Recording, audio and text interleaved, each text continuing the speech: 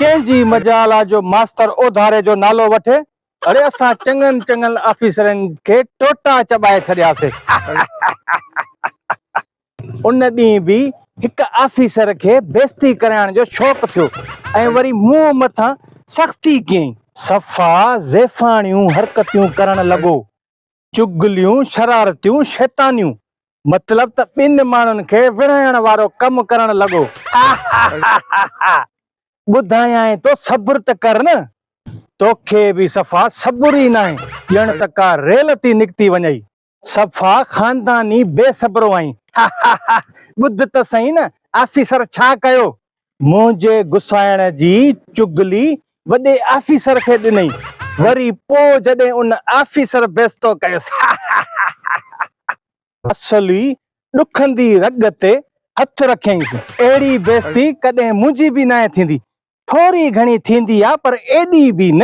पंहिंजे मुंहुं ऑफिसर कुतनि सां गॾु खाराईंदा आहिनि, बाक़ी माण्हुनि जे साम्हूं साईं बाबा लॻी पई हूंदी आहे। उहो ऑफिसर वॾो हुयो पर मुंहिंजो माइट बि हुयो। मुंहिंजे पुफीअ जे पुट जो ऐं पुट जो पुट हुयो।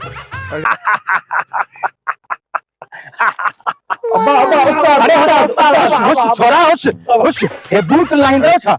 बूट मां वटि आहे हिकिड़ो, पर ॾींदोमांव, पर सुभाणे ॾींदोमांव, उहो बि कहिड़ी। साईं असां त तव्हांखे पहिरें पई मिलूं था।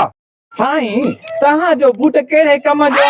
तव्हांजे बूट में त जोराम जी धप नज़ले धप हूंदी, कहिड़े कम जो? जो सिर तत्वा जो पाईंदो। हा साईं, तव्हांखे पेरनि में मलो बि आहे ऐं फूल बि हूंदियूं अथव। ए छोरा, तोखे कीअं ख़बर पई त मुंहिंजे पेरनि में मलो आहे? साईं उन ॾींहुं तव्हां पेरनि खे ईअं खणो पिया ॼण को सुंदो पिया वॼायो। बसि कर, मुंहिंजे मथां चर्चेबाज़ी तो करी। साईं तव्हां सॼो चर्चो लॻो पियो आहे।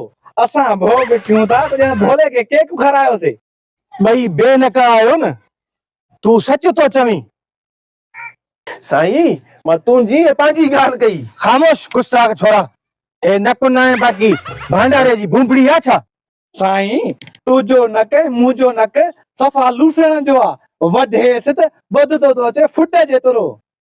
गुस्ताख बद ज़बानो, हाणे रस्तो छॾियो त मां घर वञा। साईं ॿिलीअ खे ख़्वाब में छिछड़ो। म्याऊ म्याऊ। छोरा इहा हरकत छाड़ी था कयो?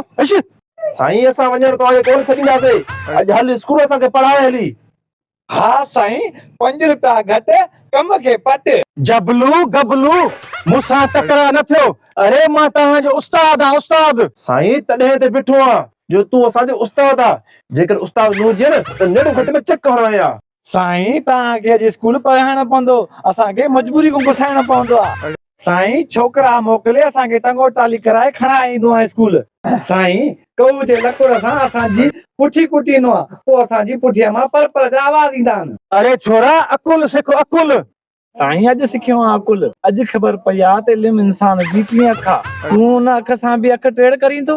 रोज़ मोकल जी कूड़ी दरख़्वास्त लिखी खाने में रखी वती तो घर जा कम छॾाईंदो ऐं वती तो शौक़ शिकार कंदो।